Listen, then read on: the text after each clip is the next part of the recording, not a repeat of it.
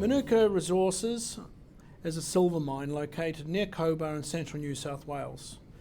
It's based on the Manuka pastoral lease, which is about 100 square kilometres of land which overlies the mineral resource. On top of that, the company has 940 square kilometres of exploration leases, which are blue sky potential on the Western Cobar Basin, looking principally for lead, zinc, silver, carbonate-hosted deposits, very much similar to the Endeavour project that lies north of Cobar. We have a 50 million ounce JORC resource, which provides enough silver for us to mine 1.5 to 2 million ounces for 10 years. This is the long-term element of the project. We also have underlying that, we have sulphide resources, which are of undetermined nature at this stage, which will provide an upside for us in the base metals market. To exploit the resource, we've got a plant. It costs 65 million to build, and by October this year, we will be in a position to start producing silver metal. We have a plant. We have developed open pits that can be mined with a bit of preparation.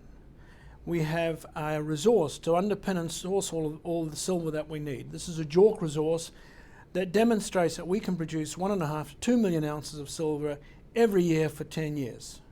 Underneath all of this, we have a different ore body, a sulphide ore body, which really guarantees the future of this project during and beyond this period.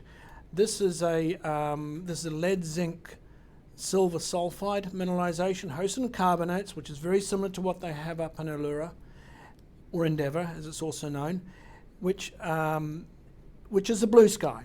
This is the exploration opportunity that we have, which allows the company to evolve over a period of time from pure silver into silver, lead, zinc and other commodities. We also have a workforce.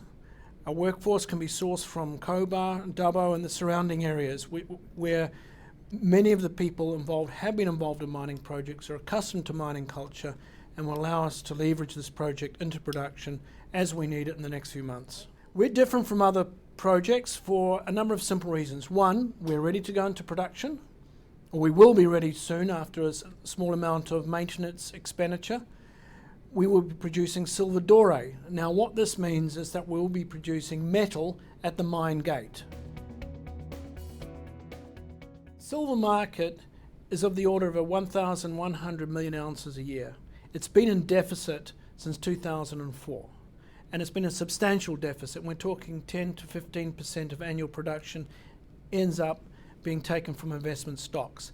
That has to put upside pressure on the price of silver as silver becomes more and more used in our modern economy. The Manuka board is comprised of 3 non-executive directors who all have experience in the mining industry or related sectors. The chairman, Dennis Karp, has substantial experience covering many years in metal trading and in financial instruments. And he will be bringing that expertise to the board in terms of hedging and looking after our silver sales. We have Tony McPaul, who worked for CRA and Newcrest, at one stage general manager of the Cadia operation, and we have Brett Fletcher, who is the current chairman of Red River Resources. I've been involved in the mining industry for 30 odd years, starting off in process mineralogy, which is a field now called geometallurgy, and I've worked in project development in Australia and offshore. Most recently I've been involved in the Nueva Esperanza project in Chile, which is a cyanide leachable silver project very similar to the Manuka project that we're working with today. The current IPO will raise between $10 and $13 million. The use of funds is very clear. We have to get this mine production ready within 3 to 4 months. The principal use of funds will be in deferred maintenance of the order of $3 million and to raise the tailings dam wall, which is $3.3 million. The deferred maintenance is basically things that need to be done, as in replacing conveyor belts, pumps, servicing gen sets. The tailings dam raise is sustaining capital. It's required to increase the capacity of the tailings dam so we can start processing ore. That's a regulatory requirement, and it's a requirement to maintain the operation through the years. So those are the main uses of funds. We're also earmarked funds for exploration and development. We need to drill the ore bodies out. We need to develop a mine plan so that in 12 months' time we can start processing fresh ore. In the meantime, we will be processing stockpiled ore, which will allow us to do that work while bringing the first silver pour through to October.